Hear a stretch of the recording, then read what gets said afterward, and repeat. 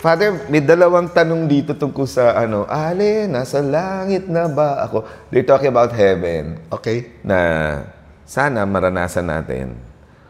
Dalawa to, Father. Let's dissect. Okay. Yung una muna. Why do we say, halimbawa, Happy birthday, Dad in heaven? Are we assuming that our loved one is in heaven? Okay, may magandang tanong dyan kasi sa lapida ba ng tatay mo sa libingan, meron bang birth year or even birthday? Meron. Buo, meron? Meron. Okay, bakit di mo i-commemorate? Di ba, naglagay mo, kunyari, Yung tatay birth? ko, 1906. Yung birth? Oh. Eh, di di happy birthday, di ba? Di ba, nasa lapida di ba? Pero sa mga santo po, while alam natin yung kanilang birth date, is a further discovery on kasi most of the saints, especially those who died The feast martyrs, is on the day they died. The feast day, di ba? Kasi when you conclude that life very well, all's well that ends well, ika nga, then you realize there's something to celebrate because that person has been so much of a life giver on earth, and therefore he or she is sharing that life with God in heaven. So I think we can assume, sabi mo, ang tatay ko ba, ina-assume ko nasa langit? Ang sagot ko dyan, yes. Number one, tatay ko siya.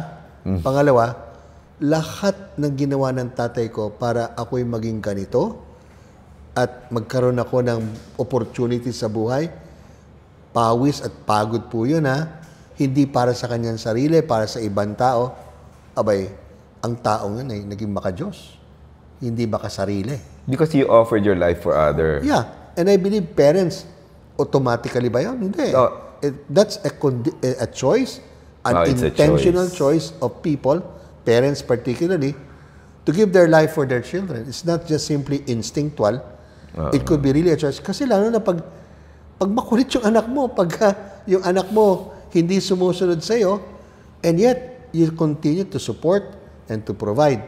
So I'm very happy to say that when it's the birth date of your father, you can say happy birthday in heaven. And in fact, I'm quite sure that God is pleased that this person has someone still on earth to remember na... Him. Oo, kasi kung celebrate po natin ang birthday, ibig sabihin, birthday is a given.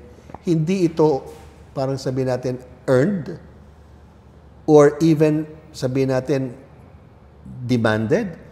Hindi ito obligasyon ng Diyos na ipanganak ka. So when I celebrate birthday, I really thank first the Lord for giving this person in my life. And when I remember, even though patay na ang dad ko, 1906, we still celebrate January 6. So does it follow 1906 for my dad. Like the saints, we should celebrate the death day of our parents? Very well. So kasi, like example, we celebrated recently the 50th anniversary of my father's death. Death anniversary. 1975, 2025. And we celebrated it here. Nagkataon po this year. Sabi ko sa kuya ko, dahil kasi may klase ako, why don't we do lunch? And I'll ask my committee, we give lunch to you. So, all his children, sadly, my sister-in-law was in Bacolod, but all of his children, 3 boys, and his daughter-in-law, yung asawa ng aking pamangkin na panganay, pumunta rito for the mass at 11:30. Hindi ko akalain na gustong sumali ng mga retreatant priests. 3 bishops and 5 priests. We were all 9. And what a celebration for my dad. Di ba?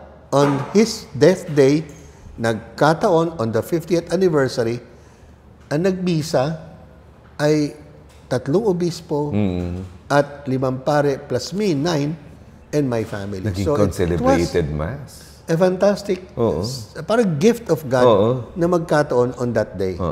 So, yes, all the saints practically, it's their death. May I interject on this? Bakit mas malaki ang selebrasyon ng isang santo to be remembered sa araw na siya'y namatay?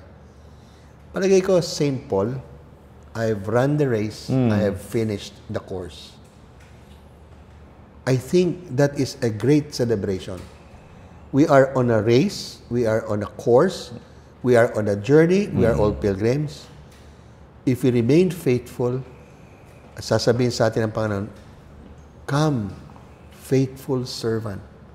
Receive the kingdom that the Father has prepared for you. Prepared for you. Inaantay ka dito ng Ama. And so therefore, death is a welcome. Ang sadness natin po sa kamatayan ay nasa airport tayo ng departure. Ang maganda sa langit, nasa airport of arrival. Doon tayo sa arrival, magdiwang. At saka doon din tayo magkikita-kita. Yes. So maybe, good let's say a happy birthday prayer for our parents who died on their birth dates, birth years. Birth years. Alam mo ba, Father? Let's celebrate also their Ngayon ko na na-realize, yung mga bayani din natin, yung holiday, yung pagkamatay nila. Di ba? Bakit? Kasi we celebrate the heroism that they did. Correct. They died for us. Even Jesus Christ, nagsimula yan sa kanyang death and resurrection. Then, they started to parang go back and says, itong taon tong ang ganda ng buhay at inaalay pang buhay niya sa huli. Ano kaya nangyari sa kanyang paglaki? Hindi, yung kanyang birth. Anong birth? Anong birth? And they found it was a miraculous birth. Di ba? Alam nyo, ako sigurado ako, alam pa rin natin tungkol generation, August 21, is Ninoy. Pagkamatay ni Ninoy.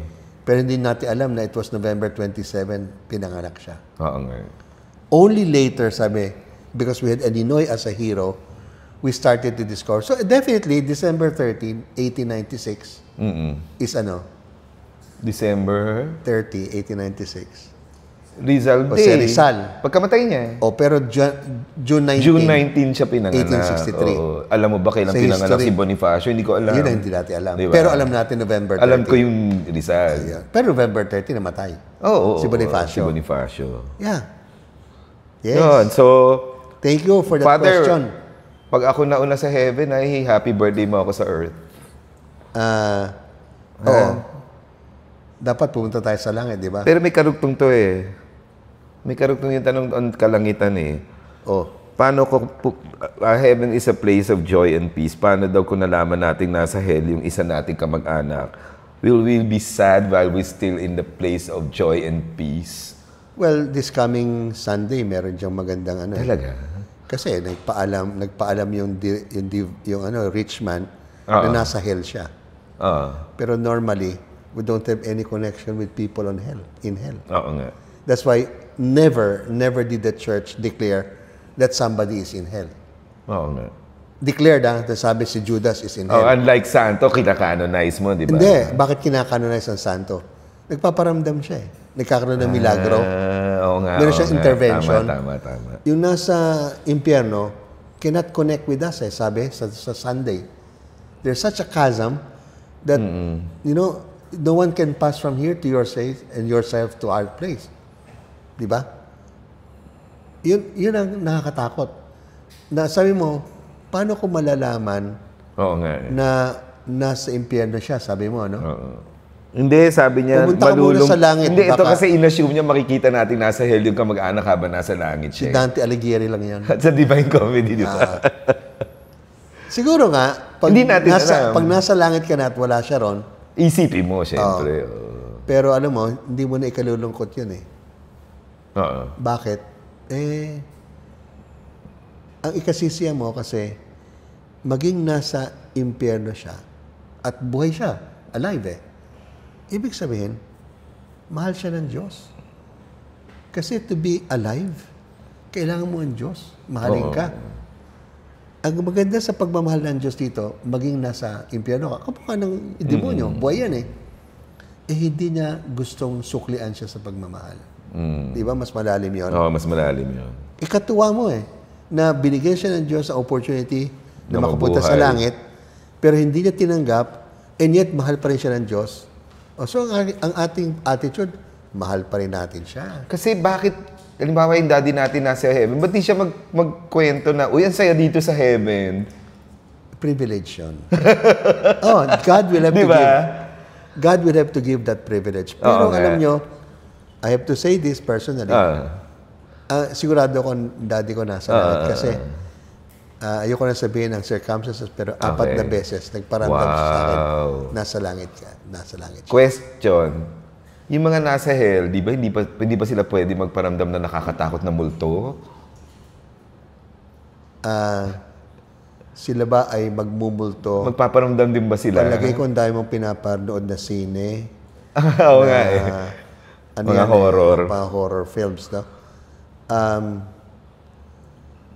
Well, kung pinayagan ng Diyos, most probably, ang nagpakita sa'yo, hindi sila, pero ang demonyo. Nabagay. Baka. But the souls in purgatory na pagdasal sila, pwede ba magparamdam ang kamag-anak natin? Oy, pwede. Pwede, di ba? Diba? Pero, kaya nga, nagpaparamdam sila kasi baka nga dahil doon, hindi pa sila natatahimik ang tawag. Kaya sila nagpaparamdam kasi humingi ng dasal. Kasi hindi nila pwede pagdasal yung sarili nila, di ba? Pero maganda dito, idagdag ko na to. Si Don Bosco, nagkaroon siya ng Vision of Hell. Vision of Di ba? Saka Saint Teresa of Avila. Hindi lang yon. Marami, di ba? Marami Paggising niya for 3 days ata or even 7 days, nakadikit yung amoy ng hell sa kwarto niya. Okay? Okay. So, yun. So, pag pwede pa ka mag-ask niyo tapos na-discover ako ang purgatorio, kikwento ko sa inyo. Keep on sharing, subscribe. Kasi hindi ko malaman, hindi ko mapatay ako. And share. We'll be back.